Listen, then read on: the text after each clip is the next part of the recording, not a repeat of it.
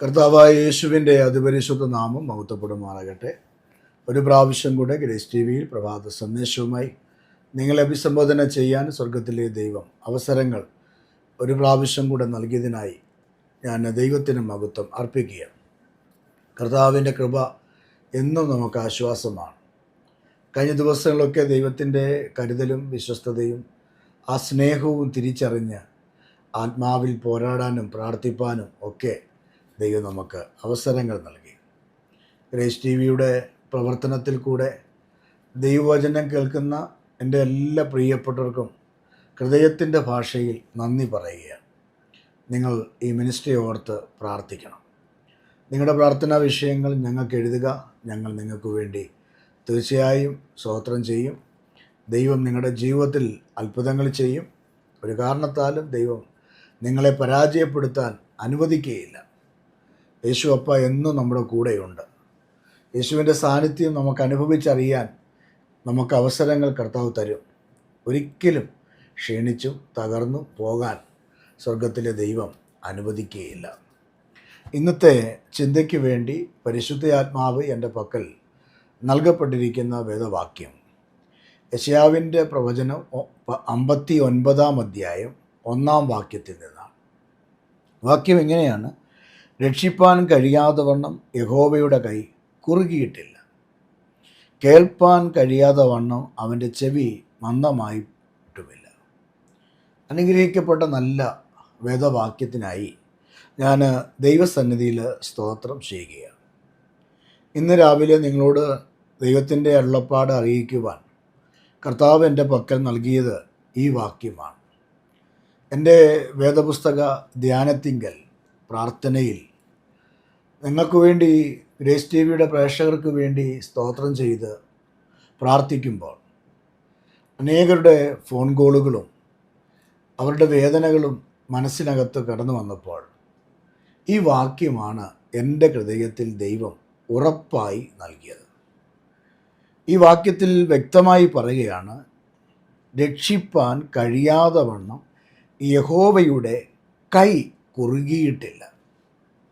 കുറുകിപ്പോകാത്ത ഒരു കരം, ബലഹീനമല്ലാത്ത ഒരു കരം.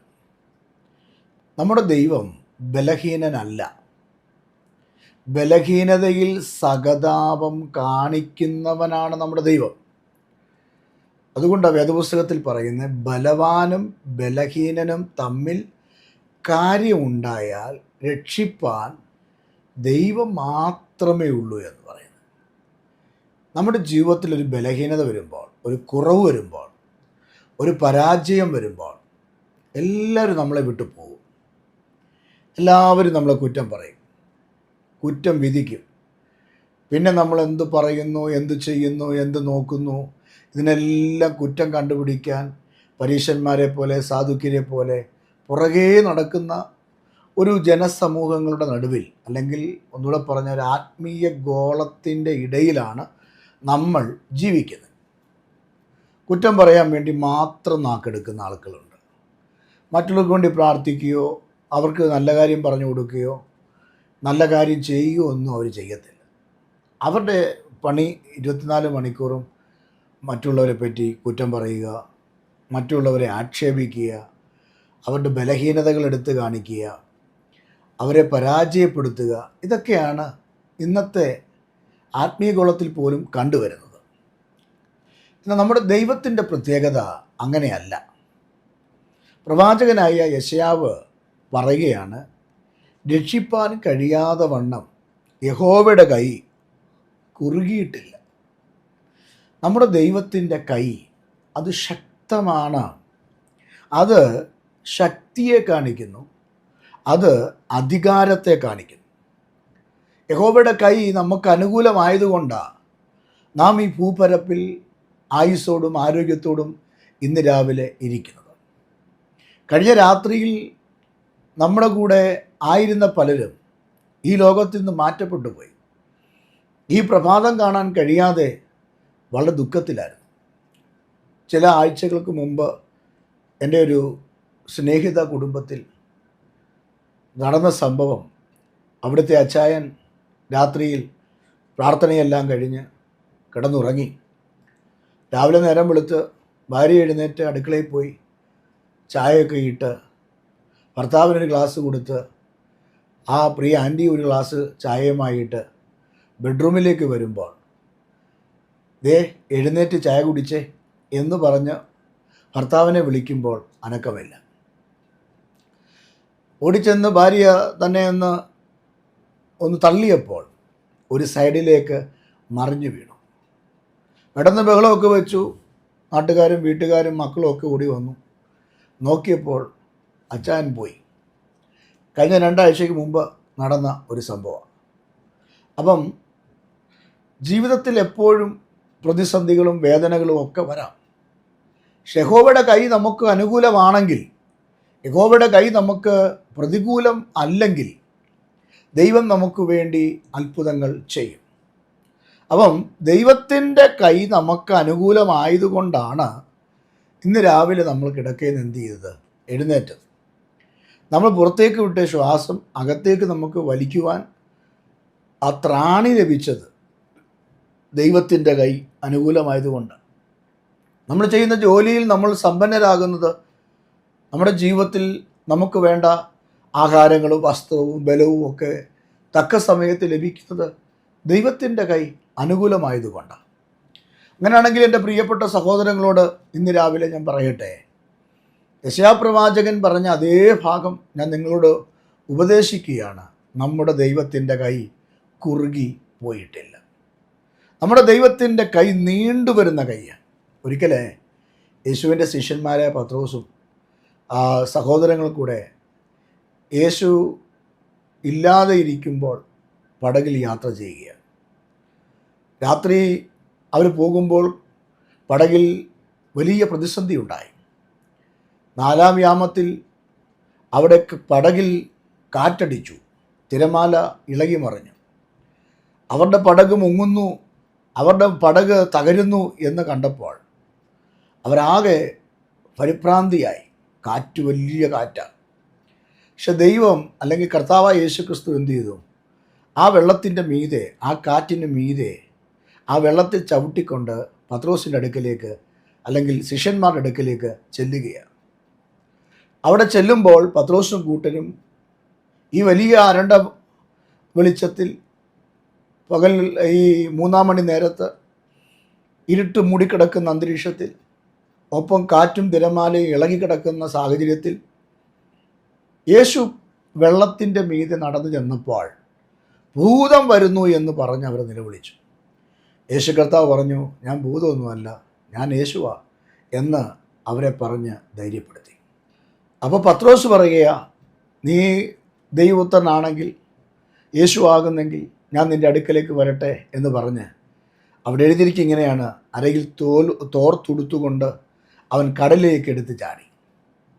ഈ ചാടിയ പത്രോസ് താണുപോകുന്നു എന്ന് യേശു കണ്ടപ്പോൾ യേശു അവൻ്റെ കൈക്ക് കയറി പിടിച്ചു. യേശു അവനെ വെള്ളത്തിൽ നിന്നും ആഴത്തിൽ നിന്നും വിടുവിച്ചു. യേശുവും അവിടെ എഴുതിയിരിക്കുന്നത് പത്രോസും ഒരുമിച്ച് പടകിൽ കയറി എന്നാണ്. യേശുവും പത്രോസും ഒരുമിച്ച് പടകിൽ കയറി. നശിച്ചു പോകാമായിരുന്നു, വെള്ളം കുടിച്ച് പത്രോസ് ചത്തുപോകാമായിരുന്നു. പടകിലുള്ള ശിഷ്യന്മാരെല്ലാം ആ വലിയ കൊടുങ്കാറ്റിനകത്ത്, തിരമാലയ്ക്കകത്ത് വാഴപ്പിണ്ടി പോലെ കടലിൽ മുങ്ങി ചത്ത് പൊങ്ങാമായിരുന്നു. പക്ഷേ യേശു അവൻ്റെ കൈക്ക് പിടിച്ചപ്പോൾ, യേശു ആ പടകിൽ എത്തിയപ്പോൾ, യേശു ആ കടലിൽ നടന്ന് അവരുടെ അടുക്കൽ എത്തിയപ്പോൾ, യേശുവിൻ്റെ സാന്നിധ്യം തിരിച്ചറിഞ്ഞപ്പോൾ യേശു കാറ്റിനെയും കടലിനെയും ശാസിച്ച് പത്രോസും മുങ്ങിപ്പോകാൻ പോയ പത്രോസും യേശുവും കൂടെ ഒരുമിച്ച് അവരുടെ പടകിലേക്ക് കയറി. ഇന്ന് രാവിലെ നിങ്ങളുടെ ജീവിതത്തിൽ നിങ്ങൾ കടന്നു പോകുന്ന സാഹചര്യത്തിൽ എവിടെയെങ്കിലും മുങ്ങിപ്പോകുന്ന ഒരു സാഹചര്യം കടന്നു വരുന്നെങ്കിൽ, നിങ്ങളെ മുക്കുന്ന നിലയിലുള്ള കാറ്റോ തിരമാലയോ അനുബന്ധമായ പ്രതിസന്ധികൾ നിങ്ങൾക്ക് നേരെ ആഞ്ഞടിക്കുന്നെങ്കിൽ നിങ്ങൾ നിരാശപ്പെടരുത്. ജീവിതം അവസാനിച്ചു എന്ന് പറഞ്ഞ് ഭാരപ്പെടരുത്. ഞാൻ ഇവിടം കൊണ്ട് ഒതുങ്ങി എന്ന് പറഞ്ഞ് നിങ്ങൾ സ്വയം തലയിൽ കൈവച്ച് പ്രാകരുത്. നിങ്ങളുടെ ജന്മദിവസത്തെ ശപിക്കരുത്. നിങ്ങളെ തന്നെ ശാപവാക്കുകൾ പറയരുത്. പകരം ദൈവത്തിൻ്റെ മുഖത്തേക്ക് നിങ്ങൾ നോക്കണം. ആ വലിയ കൊടുങ്കാറ്റിനകത്ത്, ആ വലിയ തിരമാലയ്ക്ക് സമമായ വിഷയങ്ങൾക്കകത്ത് യേശുവിൻ്റെ കരമുണ്ട് എന്നുള്ള കാര്യം നിങ്ങൾ ഒരിക്കലും മറക്കരുത്. എൻ്റെ പ്രിയപ്പെട്ടവരെ, യേശു പത്രോസിൻ്റെ കൈക്ക് പിടിച്ചു. പത്രോസ് മുങ്ങിപ്പോകാമായിരുന്നു, പത്രോസ് വെള്ളം കുടിക്കാമായിരുന്നു. എന്നാൽ പത്രോസ് മുങ്ങാനും പത്രോസ് ചത്തുപോകുവാനും ദൈവം അനുവദിച്ചില്ല. അതാണ് എൻ്റെ ദൈവത്തിൻ്റെ പ്രത്യേകത.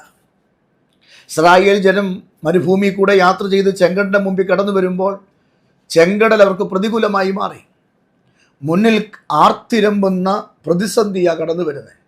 നമ്മൾ നമ്മുടെ നാട്ടിലുള്ള ബീച്ചുകളിലൊക്കെ ഇടയ്ക്കൊന്ന് പോകണം.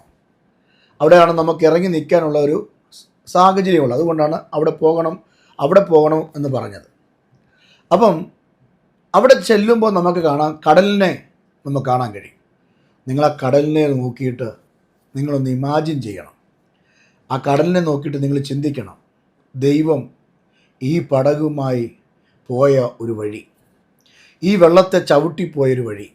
അതുമാത്രമല്ല, ഇസ്രായേൽ ജനത്തിനു വേണ്ടി ഈ ചെങ്കടലിനെ വിഭജിച്ച് ഇത്രയും വെള്ളത്തെ, ഇത്രയും കാറ്റിനെ, ഇത്രയും തിരമാലെ വിഭജിച്ച് ഇസ്രായേലിൻ്റെ ഒരു കുഞ്ഞു കുട്ടികൾക്ക് പോലും കേടുവരാതെ, വെള്ളം കുടിച്ച് ചത്തുപോകാതെ എത്തിക്കേണ്ട അക്കരെ തന്നെ കൊണ്ടെത്തിച്ചത് ദൈവത്തിൻ്റെ കരമല്ലേ? ജീവിതത്തിൽ മുങ്ങിപ്പോകുന്ന സാഹചര്യങ്ങളും ജീവിതത്തിൽ കരക്കെടുക്കാൻ കഴിയാത്ത മേഖലകളും നമ്മുടെ ജീവിതത്തിൽ ഒന്നിന് പുറകെ ഒന്നായി തിരയടിച്ച് കയറുന്നത് പോലെ വന്നതല്ലേ? നമ്മൾ നോക്കി പറഞ്ഞില്ലേ, ഞാൻ ആ കരയ്ക്കടുക്കത്തില്ലെന്ന്, എനിക്കിനി ഒരു ഗതി ഉണ്ടാകത്തില്ലെന്ന്, എൻ്റെ രോഗം ഇനി മാറത്തില്ല, എൻ്റെ ഈ കടം ഇനി മാറത്തില്ല, എന്നെയും കൊണ്ടേ പോകൂ എന്ന് പറയുന്ന കേട്ടിട്ടില്ലേ? അങ്ങനെ നിങ്ങൾ പറഞ്ഞിട്ടില്ലേ, ഇത് എന്നെയും കൊണ്ടേ പോകൂ എന്ന്? ഈ രോഗം എന്നെയും കൊണ്ടേ പോകൂ. ചില ആളുകൾ പറയുന്നൊരു ഒരു വാക്കാണ്, ഓ എൻ്റെ ദേവദാസനെ, ഇത് എന്നെയും കൊണ്ടേ എന്ത് ചെയ്യത്തുള്ളൂ, പോകത്തുള്ളൂ, ഈ കാലുവേദന എന്നെയും കൊണ്ടേ പോകത്തുള്ളൂ. കഴിഞ്ഞ ദിവസം ഒരു അമ്മച്ചിക്ക് വേണ്ടി പ്രാർത്ഥിക്കാൻ ഒരു വീട്ടിൽ ചെന്നപ്പോൾ അമ്മച്ചി 2 കാലിനും നീര് പിടിച്ചിരിക്കുകയാണ്. അപ്പോൾ അതികഠിനമായ വേദനയാണ്, ഞരമ്പുകളൊക്കെ ബഡ്ജ് ചെയ്ത് നിൽക്കുകയാണ്, ഭയങ്കര വേദനയാണ്. ആ സമയത്ത് അമ്മച്ചി എന്നോട് പറഞ്ഞൊരു കാര്യമാണ്, ഓ എൻ്റെ പൊന്ന് പാസ്റ്ററെ, ഇത് എന്നെയും കൊണ്ടേ പോകത്തുള്ളൂ. അപ്പോൾ അങ്ങനെ പറയുന്ന ചില മേഖലകളുണ്ട്, എന്നെയും കൊണ്ടേ പോകും. പക്ഷേ ആ സാഹചര്യത്തിൽ നിങ്ങൾ ദൈവത്തിൻ്റെ മുഖത്ത് നോക്കൂ. നിങ്ങൾ ഒരു കാലത്തും പിശാച് അഴിച്ചുവിടുന്ന കാറ്റിനും പ്രതികൂലങ്ങൾക്കും അടിമയാകാൻ, നശിച്ചു പോകാൻ ഈ യേശു അനുവദിക്കുക ഇല്ല. സാത്താൻ്റെ ആഗ്രഹം ഈ ഇസ്രായേൽ ജനം അക്കരെ കടക്കരുത് എന്നാണ്. സാത്താൻ്റെ ആഗ്രഹം യേശുവിൻ്റെ ശിഷ്യന്മാർ അക്കരെ എത്തരുത് എന്നാണ്. അക്കരെ എത്തുവാൻ, കര കയറുവാൻ, കര പിടിക്കുവാൻ തടസ്സം നിൽക്കുന്ന അസൂയയുടെ, ജലസിയുടെ ആത്മാവ് ഉണ്ട്. നീ ഗതി പിടിക്കല്ല്, നിൻ്റെ കൊച്ചുങ്ങൾക്കൊരു നന്മ ഉണ്ടാകരുത്, നീ ഒരു വസ്തു വാങ്ങരുത്, നീ ഒരു വീട് പണിയരുത്, നീ ഒരു ജോലിക്ക് പോകരുത്, ജോലി ചെയ്യാനായിട്ട് അതിന് വേണ്ട ഒരു സാമഗ്രി നിനക്കുണ്ടാകരുത്, നിൻ്റെ കുടുംബത്തിനകത്തൊരു നന്മ ഉണ്ടാകരുത്, കഞ്ഞി വെക്കരുത്, വെട്ടം കാണരുത് എന്ന് ആഗ്രഹിക്കുന്ന എത്ര പേര് നിനക്ക് ചുറ്റും ഉണ്ടെന്നറിയാമോ? പക്ഷേ ആത്മാവിൽ ഞാൻ പറയാം, ദൈവം അതിൻ്റെ നടുവിൽ നമുക്ക് വേണ്ടി കുറുകാത്ത കരവുമായി, നീണ്ടുവരുന്ന ദൈവത്തിൻ്റെ കരസ്പർശനവുമായി നമ്മെ ആശ്വസിപ്പിക്കുകയും തലോടുകയും ബലപ്പെടുത്തുകയും ചെയ്യുന്നുണ്ട് എന്നുള്ള കാര്യം ഇന്ന് രാവിലെ നിങ്ങൾ മറക്കരുത്. ഗ്രേസ് ടി വിയുടെ പ്രേക്ഷകരായ എൻ്റെ പ്രിയപ്പെട്ട സഹോദരങ്ങളോട് ഞാൻ ആത്മനിറവിൽ ഇന്ന് രാവിലെ വിളിച്ചു പറയുകയാണ്, നിങ്ങളെ മുക്കുവാൻ ചില കാറ്റുകൾ നിങ്ങൾക്ക് നേരെയുണ്ട്, നിങ്ങളെ മുക്കുവാൻ ചില തിരമാലകൾ നിങ്ങൾക്ക് നേരെയുണ്ട്. നിങ്ങളുടെ ജീവിത പടകിനെ അത് ഒടിച്ചു കളയുവാൻ, ഒരു പടകൊടിയുമ്പോൾ രണ്ടും 2 വഴിക്കായി അത് ഒഴുകിപ്പോകുന്നത് പോലെ നിൻ്റെ ജീവിത പടകിനെ ഒടിച്ചു കളയുവാൻ, നശിപ്പിക്കുവാൻ, ഇല്ലായ്മ ചെയ്യുവാൻ പിശാച് നിനക്കെതിരെ വെല്ലുവിളിച്ച്, നിൻ്റെ നന്മയ്ക്കെതിരെ വെല്ലുവിളിച്ച് പോരാടി നിൽക്കുമ്പോൾ ആത്മനിറവിലും ദൈവകൃപയിലും എൻ്റെ പ്രിയപ്പെട്ട സഹോദരനോട് ഞാൻ വിളിച്ചു പറയാം, യഹോവയുടെ കൈ കുറുകിയിട്ടില്ല. ദൈവം നമ്മെ പിടിക്കും. അവൻ പിടിക്കുന്നത് നമ്മെ തകർക്കാനല്ല. ദൈവം നമ്മെ പിടിക്കുന്നത് നമ്മൾ മുങ്ങിപ്പോകാതെ ഇരിക്കാൻ വേണ്ടിയാണ്. അതുകൊണ്ട് വേദപുസ്തകത്തിനകത്ത് പ്രവാചകനെ യെശയ്യാ പറയുകയാണ്, രക്ഷിപ്പാൻ കഴിയാതെ വണ്ണം യഹോവയുടെ കൈ കുറുകിയിട്ടില്ല. എൻ്റെ പ്രിയപ്പെട്ട സഹോദരങ്ങളെ, നിങ്ങൾ ഏതെങ്കിലും വിഷയത്തിൽ മുങ്ങിപ്പോകുന്ന ഒരനുഭവത്തിലാണ് നിങ്ങൾ ഇന്ന് രാവിലെ ആയിരിക്കുന്നെങ്കിൽ, നിങ്ങളെ സഹായിക്കാൻ ഈ ഭൂമിയിൽ ആരുമില്ലാതെ നിങ്ങൾ ഒറ്റപ്പെടലുകളും വേദനകളും അനുഭവിക്കുന്ന ഒരു വല്ലാത്ത പരിവരുത്ത അനുഭവങ്ങളിൽ കൂടെയാണ് നിങ്ങൾ കടന്നു പോകുന്നതെങ്കിൽ, നിങ്ങളെ രക്ഷിക്കാനും നിങ്ങളെ ശക്തീകരിക്കാനും നിങ്ങളെ രൂപാന്തരം വരുത്താനും ഈ ദൈവത്തിൻ്റെ കരം അനുകൂലമാണ് എന്നുള്ള കാര്യം നിങ്ങൾ മറക്കരുത്.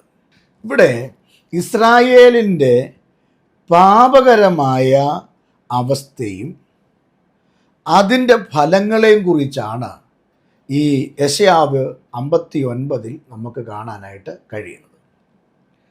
അവിടെ ഇസ്രായേൽ പാപം ചെയ്യുന്നു. പാപസംബന്ധമായുള്ള ശിക്ഷകൾ അവർക്ക് ലഭിക്കുന്നു.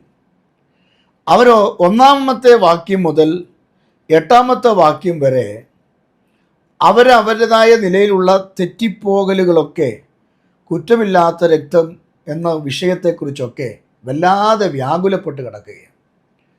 എന്നാൽ 9-ാമത്തെ വാക്യം മുതൽ ചില വാക്യങ്ങൾ അവരതിൽ നിന്ന് രക്ഷപ്പെടാൻ ആഗ്രഹിക്കുന്നുണ്ട്. പക്ഷെ അവസാന ഭാഗത്തേക്ക് വരുമ്പോൾ കാണുന്നു അതിനുള്ള ചില ശിക്ഷകൾ അവർ അനുഭവിക്കുന്നതായി കാണുന്നു. ഈ യഹോവയായ ദൈവത്തെ സാക്ഷി നിർത്തി യെശയ്യാവ് പറയുകയാണ്, ഏത് പ്രതിസന്ധികൾ വന്നാലും കർത്താവിനോട് അടുത്ത് നിൽക്കുവാൻ, ദൈവത്തോട് അടുത്ത് നിൽക്കുവാൻ നിനക്ക് ധൈര്യമുണ്ടെങ്കിൽ ആ ദൈവത്തിൻ്റെ കരം നിനക്ക് എന്ത് ചെയ്യില്ല, കുറുകയില്ല. ആ ദൈവത്തിൻ്റെ ചെവി നിനക്ക് മന്ദമായി പോവുകയില്ല. എൻ്റെ പ്രിയപ്പെട്ടവരെ, ഇവിടെ ഒത്തിരി ദൈവങ്ങളുണ്ട്. ചില ദൈവങ്ങൾക്ക് ചെവി കേൾക്കില്ല, ചില ദൈവങ്ങൾക്ക് കണ്ണ് കാണില്ല, ചില ദൈവങ്ങൾക്ക് കൈ ഉണ്ടെങ്കിൽ സ്പർശിക്കാൻ പറ്റത്തില്ല. അതുകൊണ്ടാണ് വേദപുസ്തകത്തിൽ പറയുന്നത്, അവനെ ഉണ്ടാക്കിയവൻ അവനെപ്പോലെ തന്നെ ഇരിക്കുന്നു, അത് വെച്ചെടുത്തിരിക്കുന്നു. കണ്ണുണ്ടെങ്കിൽ കാണുന്നില്ല, ചെവി ഉണ്ടെങ്കിൽ കേൾക്കുന്നില്ല, കാലുണ്ടെങ്കിൽ നടക്കുന്നില്ല, കൈ ഉണ്ടെങ്കിൽ എന്ത് ചെയ്യുന്നില്ല, സ്പർശിക്കുന്നില്ല. അവയെ ഉണ്ടാക്കിയവൻ അവനെപ്പോലെ തന്നെ ഇരിക്കുന്നു. ഇപ്പോൾ ദൈവങ്ങൾ സൃഷ്ടിയായി മാറുന്ന ഈ വലിയ കാലഘട്ടത്തിൽ ജീവനുള്ള ദൈവത്തെ അറിയാൻ, കരം നീട്ടി വിടുവിക്കുന്ന ദൈവത്തെ അറിയാൻ ദൈവം നമുക്ക് അവസരം നൽകിയത് വിലപ്പെട്ട കാര്യമാണ്. വിശുദ്ധ വേദപുസ്തകത്തിൽ ദൈവത്തിൻ്റെ കരുതൽ, ദൈവത്തിൻ്റെ കരങ്ങൾ കൊണ്ടുള്ള വിടുതൽ എന്നതിനെക്കുറിച്ച് 1-2 കാര്യങ്ങൾ ഞാൻ നിങ്ങൾക്ക് വേണ്ടി ഇന്ന് രാവിലെ പറയാനായിട്ട് ആഗ്രഹിക്കുകയാണ്. ഒന്നാമതായി നമുക്ക് കാണാൻ കഴിയുന്നത് പുറപ്പാട് പുസ്തകം 13-ാം അധ്യായം അതിൻ്റെ 14 വാക്യങ്ങളിൽ കാണുന്നു, ദൈവം വിടുവിക്കുന്ന ദൈവമാണ്. വാക്യം ഇങ്ങനെയാണ്, അപ്പോൾ മോശ ജനത്തോട് പറഞ്ഞത്, നിങ്ങൾ അടിമ വീടായ മിസ്രൈമിൽ നിന്ന് പുറപ്പെട്ടു പോന്ന ഈ ദിവസത്തെ ഓർത്തുകൊള്ളുവീൻ. അടുത്ത വാക്യം നിങ്ങൾ ശ്രദ്ധിക്കണേ. യഹോവ ബലമുള്ള കൈകൊണ്ട് നിങ്ങളെ അവിടെ നിന്ന് പുറപ്പെടുവിച്ചു. ബലമുള്ള കൈകൊണ്ട് ഇസ്രായേലിനെ മിസ്രൈമിൽ എന്ത് ചെയ്തു, പുറപ്പെടുവിച്ചു. അപ്പോൾ ഈ ദൈവത്തിൻ്റെ കരത്തിൻ്റെ ഒരു പ്രത്യേകതയാണ് പുറപ്പെടുവിക്കുവാൻ ശക്തിയുള്ള കരം. ഇസ്രായേൽ എവിടെയാണ് കിടന്നത്? അടിമ വീട്ടിലാണ് കിടന്നത്. കട്ടച്ചൂളയിൽ പണിയെടുത്തും ചാട്ട കൊണ്ടുള്ള അടി വാങ്ങി ദാരുണമായ അവസ്ഥയിൽ ഇസ്രായേൽ ജനം സ്വന്തമല്ലാത്ത ദേശത്ത് ഫറവോൻ്റെ കീഴിൽ കിടന്ന് അടികൊണ്ട് ഊഴിവിചാരകന്മാരെ പോലെ കഷ്ടപ്പെട്ടുകൊണ്ടിരിക്കുമ്പോൾ ഇവിടെ യഹോവയുടെ കരം അവർക്ക് വിടുതലായി തീർന്നെന്നും ഇവിടെ പറയുകയാണ്, അവൻ്റെ ബലമുള്ള കൈകൊണ്ട് അവിടുന്ന് നിങ്ങളെ വിടുവിച്ചു.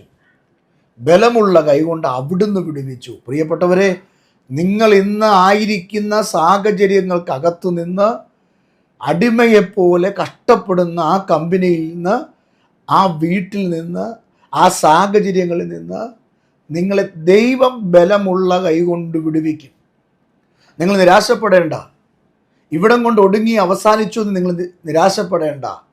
ദൈവത്തിൻ്റെ കരം ഇസ്രായേൽ മക്കൾക്ക് വേണ്ടി മിസ്രൈമിലെ ഫറവോൻ്റെ അടിമ വീട്ടിൽ ഇറങ്ങി വന്ന് അവരെ വിടുവിച്ചെങ്കിൽ, ഫറവോന്റെ ഹൃദയം കഠിനപ്പെടും തോറും അടയാളങ്ങൾ കാണിച്ച് അവസാനം യഹോവയുടെ ബലമുള്ള കൈ അവൻ്റെ കൂടാരങ്ങൾ മുതൽ കൊട്ടാരം വരെ, തൊഴുത്തു മുതൽ വീട് വരെ സംഹാരദൂതനെ അയച്ച് ആദ്യത്തെ കടിഞ്ഞൂലുകളെ എല്ലാം കൊന്ന് മരണധ്വനി ഈ മിസ്രൈമിൽ മൊത്തം കേൾപ്പിച്ച് കഠിനപ്പെട്ടു പോയ ഫറവോന്റെ ഹൃദയത്തെ ദൈവത്തിൻ്റെ കരം ആമേൻ തൊട്ടിട്ട് അവിടെ നിന്ന് ഇസ്രായേലിനെ ബലമുള്ള കൈകൾ കൊണ്ട് വിടുവിച്ച് മിസ്രൈമിൽ നിന്ന് മരുഭൂമി വഴി കഴിഞ്ഞ 40 വർഷങ്ങൾ നടത്തി കനാൻ ദേശത്ത്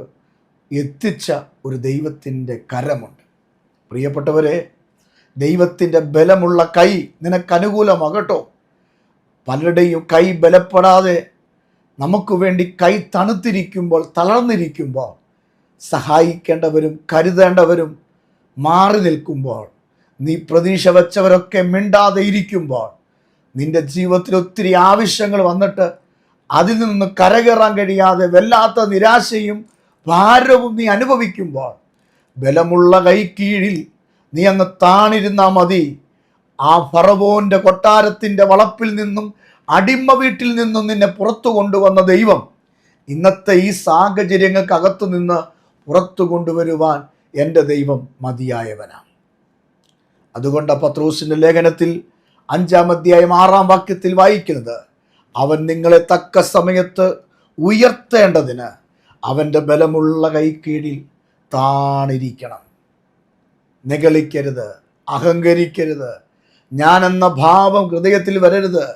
എനിക്കെല്ലാം അറിയാം, നിങ്ങൾക്കൊന്നും അറിയത്തില്ല എന്ന് പറഞ്ഞ് മറ്റുള്ളവരെ തഴം താഴ്ത്തരുത്.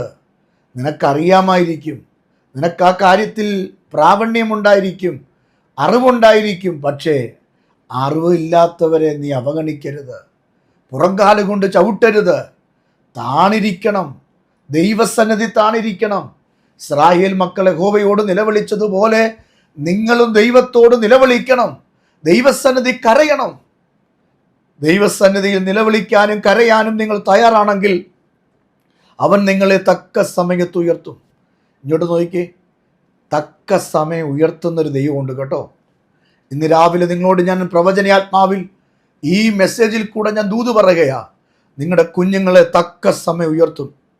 ഇന്നായിരിക്കുന്ന പൊസിഷനിൽ നിന്ന് മറ്റൊരു സ്റ്റെപ്പിലേക്ക്, പദവിയിലേക്ക് ദൈവം നിങ്ങളെ ഉയർത്തും കേട്ടോ. നിങ്ങളുടെ ജോലി തക്ക സമയത്തൊരു ഉയർച്ച വരും കേട്ടോ. നിങ്ങളായിരിക്കുന്ന രാജ്യത്ത്, ദേശത്ത് ചില പേപ്പറുകൾ നിങ്ങൾക്ക് അനുകൂലമാകും, ചില എക്സാമുകൾ നിങ്ങൾ പാസ്സാകും. ആ ആറിൻ്റെ വിഷയത്തിൽ, ആ PR വിഷയത്തിൽ ദൈവം നിങ്ങൾക്ക് വേണ്ടി ആ എമിഗ്രേഷൻ ഗ്രൗണ്ടിൽ ഇറങ്ങി വന്ന് പ്രവർത്തിക്കും. ആ മാനേജ്മെൻറ്റിനോട് ദൈവം ഇടപെടും. ആ ജോലിയിൽ ദൈവം നിങ്ങൾക്ക് ഉയർച്ച തരും. എന്നും ആ ഫ്ലോറിൽ കിടന്ന് കഷ്ടപ്പെടാനല്ല, അതിനപ്പുറത്ത് മറ്റൊരു യൂണിറ്റിലേക്ക്, മറ്റൊരു മേഖലയിലേക്ക് നിങ്ങളെ കൈക്ക് പിടിച്ച് എഴുന്നേൽപ്പിക്കാൻ, നിങ്ങളെ പൊസിഷനോടുകൂടെ പുറത്തു കൊണ്ടുവരാൻ എൻ്റെ ദൈവത്തിന് കഴിയും. തക്ക സമയത്ത് ഉയർത്തുന്ന ഒരു ദൈവമുണ്ട്. അതുകൊണ്ട് ആ ദൈവത്തിൻ്റെ ബലമുള്ള കൈക്കീഴിൽ എന്ത് ചെയ്യണം? താണിരിക്കണം. ആ കരത്തിനെ കുറിച്ച് പ്രവാചകൻ പറയുക, ആ കരം കുറുകിയിട്ടില്ല. എൻ്റെ പ്രിയ ആൻറ്റി, പ്രിയ പിതാവേ, മാതാവേ, സഹോദര, ദൈവം നിനക്ക് വേണ്ടി പ്രവർത്തിക്കും. ഇന്ന് നീ അനുഭവിക്കുന്ന ഈ കഷ്ടതകൾക്കൊരു വിരാമമുണ്ട്. നിലവിളിക്കുന്ന വിഷയത്തിൻ്റെ മറുപടിയുണ്ട്. നിനക്കു വേണ്ടി പ്രവർത്തിക്കാനും കരുതുവാനും സഹായങ്ങൾ അയച്ച് നിന്നെ മാനിക്കുവാനും യഹോവയുടെ കരം കുറുകിയിട്ടില്ല. ആ കരം എന്നും ഉയർന്നിരിക്കും. ഇവിടെ ഇതാ പുറപ്പാട് പുസ്തകത്തിൽ ഈ ജനത്തിനു വേണ്ടി ബലമുള്ള കൈ പ്രവർത്തിച്ചു എന്ന് കാണുന്നെങ്കിൽ, യോശുവയുടെ പുസ്തകത്തിലും 4:24 പറയുന്നുണ്ട്, ബലമുള്ള കൈ കൊണ്ട് വിടുവിക്കുമെന്ന്. എൻ്റെ ദൈവത്തിൻ്റെ കൈ അത് തളർന്ന കൈയല്ല. എൻ്റെ ദൈവത്തിൻ്റെ കാലുകൾ തളർന്ന കാലുകളല്ല. എൻ്റെ ദൈവത്തിൻ്റെ ചെവി മന്ദതയുള്ള ചെവിയല്ല. തക്ക സമയത്ത് ഉയർത്തുവാൻ കഴിയും. അതുകൊണ്ടാണ് പത്രോസ് വെളിപ്പാട് പ്രാപിച്ചു പറഞ്ഞത്, ദൈവസന്നിധിയിൽ താണിരുന്നാൽ മതി. ഒന്നിൻ്റെയും പുറകെ പോകണ്ട, ആരുടെയും പുറകെ പോകണ്ട. ദൈവസന്നിധി താണിരുന്നാൽ മതി. ദൈവം നിങ്ങളെ മെത്തരമായ നന്മയിൽ കൂടെ നിങ്ങളെ കരകയറ്റും. അനുഗ്രഹങ്ങൾ ദൈവം നിങ്ങൾക്ക് നൽകും. നിങ്ങളുടെ കുഞ്ഞുങ്ങൾ കണ്ടിട്ടില്ലാത്ത നന്മകളും പൊസിഷനുകളും ദൈവം നിങ്ങൾക്ക് വേണ്ടി ഒരുക്കും. ഞാൻ ഇന്ന് രാവിലെ വെറുതെ പറയുകയല്ല, ചില കുടുംബങ്ങളെ നോക്കി ഞാൻ പ്രവചിക്കുകയാണ്. നാളുകൾ കൊണ്ട് നീ കരയുന്ന, നിന്റെ മക്കൾക്ക് വേണ്ടി കരയുന്ന അവസ്ഥയിലാണ് നീ ഇന്ന് പകൽ. ഒരു ഗതി പിടിക്കാൻ വേണ്ടി, വിവാഹം നടക്കാൻ വേണ്ടി, ജോലി കിട്ടാൻ വേണ്ടി, ആ എക്സാം ഒന്ന് പാസ്സാകാൻ വേണ്ടി, ആ സപ്ലി ഒന്ന് എഴുതിയെടുക്കാൻ വേണ്ടി നീ വല്ലാതെ ഭാരപ്പെടുന്ന ഒരനുഭവമായിരിക്കാം. എന്നാൽ ഇന്ന് രാവിലെ കർത്താവിൻ്റെ ആത്മാവ് ഈ സന്ദേശം കേൾക്കുന്ന പ്രിയപ്പെട്ടവരോട് പറയുകയാ, ദൈവത്തിൻ്റെ കൈ കുറുകിയിട്ടില്ല. നിന്റെ രോഗം മാറ്റാൻ എൻ്റെ ദൈവത്തിന് കഴിയും. നിന്റെ കടം മാറ്റാൻ ദൈവത്തിൻ്റെ കരത്തിന് കഴിയും. നിന്റെ ജീവിതത്തിൽ അത്ഭുതങ്ങൾ നടത്തുവാൻ എൻ്റെ ദൈവത്തിന് കഴിയും. അതുകൊണ്ട് ദൈവത്തോട് കൂടെ നടക്കുക. ദൈവസന്നിധി ഉറപ്പും ധൈര്യമുള്ളവനായിട്ടിരിക്കുക. ഒരിക്കലും നിരാശപ്പെടേണ്ട. കാക്കയെ കൊണ്ട് ഏലിയാവിനെ പോറ്റിയ ഒരു ദൈവമാണ് നമ്മുടെ ദൈവം. സാറാഫത്തിലെ വിധവയ്ക്ക് വേണ്ടി ദൈവം അത്ഭുതം ചെയ്തവനാണ് എൻ്റെ ദൈവം. പ്രവാചക ശിഷ്യൻ്റെ ഭാര്യയുടെ വിഷയത്തിൽ മക്കളുടെ ആ കടഭാരത്തിൽ നിന്ന് മക്കളെ പിടിച്ചു കൊണ്ടുപോകുന്ന അവസ്ഥയിൽ നിന്ന് ഒരു തുരുത്തി എണ്ണ കൊണ്ട് ക്ഷാമകാലം മൊത്തം ജീവിക്കാനും ഭർത്താവ് വരുത്തി വെച്ച കടം വീട്ടാനും ദൈവത്തിന് കഴിഞ്ഞെങ്കിൽ നിങ്ങൾക്കു വേണ്ടിയും ഈ കരം വെളിപ്പെടും. നിങ്ങൾക്കു വേണ്ടിയും ഈ ചെവി തുറന്നു വരും. നിങ്ങൾ മുട്ടുമടക്കി പ്രാർത്ഥിച്ചാൽ മതി. ദൈവമുഖത്തേക്ക് നിങ്ങൾ നോക്കിയാൽ മതി. ആ കരം നിങ്ങൾക്ക് അനുകൂലമാണ്. ദൈവം അനുകൂലമെങ്കിൽ പ്രതികൂലം ആരെ എന്ന് വേദപുസ്തകത്തിലുണ്ട്. ദൈവം അനുകൂലമെങ്കിൽ പ്രതികൂലം ആരെ? ആരെങ്കിലും നിനക്ക് പ്രതികൂലമായി ഇന്ന് പകൽ നിൽക്കുന്നെങ്കിൽ, നിന്റെ ഏതെങ്കിലും മേഖലകളിൽ വാശിയോടെ ആ സ്ഥാനത്ത് നിന്നെ നിർത്തത്തില്ല, ആ നന്മ നിനക്ക് തരത്തില്ല എന്ന് പറഞ്ഞ് പ്രതികൂലത്തോടെ വെല്ലുവിളിയോടുകൂടെ നിനക്കെതിരെ ആരെങ്കിലും നിൽക്കുന്നെങ്കിൽ, ഇന്ന് രാവിലെ ഞാൻ ദൂത് പറയാം. സ്വർഗത്തിലെ ദൈവം നിങ്ങൾക്ക് വേണ്ടി കരം നീട്ടി പ്രതികൂലങ്ങളെ നീക്കിത്തരും, പ്രതിസന്ധികളെ നീക്കിത്തരും. കർത്താവിൻ്റെ സന്നിധിയിൽ മുട്ടുമടക്കി പ്രാർത്ഥിച്ചാൽ മതി. കരം നീട്ടി ദൈവം നിന്നെ രക്ഷിക്കും. കരം നീട്ടി രക്ഷിക്കും. പത്രോസേ, നീ മുങ്ങാൻ ദൈവം അനുവദിക്കില്ല. പത്രോസേ, നീ തകർന്നു പോകാൻ ദൈവം അനുവദിക്കില്ല. നോക്കുക, പത്മോസിൻ്റെ ഏകാന്തതയിൽ യോഹന്നാൻ കിടക്കുമ്പോൾ യോഹന്നാൻ തകർന്നു പോകും എന്ന് കണ്ട ദൈവം കർത്തൃദിവസത്തിൽ യോഹന്നാൻ ആത്മവിവശനായപ്പോൾ അവിടെ ഇറങ്ങി വന്നിട്ട് യോഹന്നാനെ തൊട്ടു, അവൻ്റെ തോളിൽ കൈവച്ചു. ഞാൻ അൽഫയും ഒമേഗയുമാകുന്നു, ഞാൻ ആദ്യനും അന്ത്യനുമാകുന്നു എന്ന് പറഞ്ഞ് യോഹന്നാൻ യേശുവിനെ കണ്ടപ്പോൾ താഴെ വീണു. അവനെ കൈക്കു പിടിച്ച്, എങ്ങനെ കൈക്കു പിടിച്ച് എഴുന്നേൽപ്പിച്ചു നിർത്തി. ഭയപ്പെടേണ്ട എന്ന് പറഞ്ഞെങ്കിൽ ഇന്ന് നിങ്ങളുടെ കൈക്ക് പിടിക്കാൻ കർത്താവുണ്ട്. വിശ്വസിക്കുന്ന എത്ര പേരുണ്ട്? ഈ ദൂത് അനുഭവിക്കുന്ന എത്ര പേരുണ്ട്? ഇന്നലകളിൽ ദൈവം കൈക്ക് പിടിച്ചതല്ലേ നമ്മുടെ റിസൾട്ട്? ഇന്നലകളിൽ നമ്മുടെ കുഞ്ഞുങ്ങളുടെ കൈക്ക് ദൈവം പിടിച്ചതല്ലേ അവരിങ്ങനെ അനുഗ്രഹിക്കപ്പെട്ടിരിക്കുന്നത്? ഇന്നലകളിൽ ദൈവം കൈക്ക് പിടിച്ചതുകൊണ്ടല്ലേ ആരോഗ്യത്തോടെ ഇന്ന് രാവിലെ ആയിരിക്കുന്നത്? അങ്ങനെങ്കിൽ ഞാൻ ഒരിക്കൽ കൂടെ നിങ്ങളോട് പറയാം, എൻ്റെ കർത്താവിൻ്റെ കൈ കുറുകിയിട്ടില്ല. നിങ്ങളുടെ വിഷയത്തിൽ കർത്താവ് പ്രവർത്തിക്കും. കർത്താവിൻ്റെ കരം നിനക്ക് വേണ്ടി നീണ്ടുവരും. അത്ഭുതങ്ങൾ സ്വന്തം കണ്ണാലെ കാണും. വിശ്വസിക്കാം, പ്രാർത്ഥിക്കാം. ഞങ്ങൾക്കൂടി പ്രാർത്ഥിക്കട്ടെ. എൻ്റെ കൂടെ ചേർന്ന് ഒരു വാക്ക് പ്രാർത്ഥിക്കുക. കർത്താവേ, അങ്ങയുടെ കൈ ഞങ്ങൾക്ക് അനുകൂലമാണ്. അങ്ങയുടെ കൈ കുറുകിയിട്ടില്ല. കർത്താവേ, ഇസ്രായേൽ മക്കൾക്ക് വേണ്ടി ബലമുള്ള കൈ ഇറങ്ങി വന്നെങ്കിൽ, യോശുവയുടെ കാലത്ത് യഹോവയുടെ ബലമുള്ള കൈ ഇറങ്ങി വന്നെങ്കിൽ, പത്രോസ് പറഞ്ഞല്ലോ, ആ തക്ക സമയം നിങ്ങളെ ഉയർത്തുവാൻ അവൻ്റെ ബലമുള്ള കൈക്കീഴിൽ താണിരിക്കട്ടെ എന്ന്.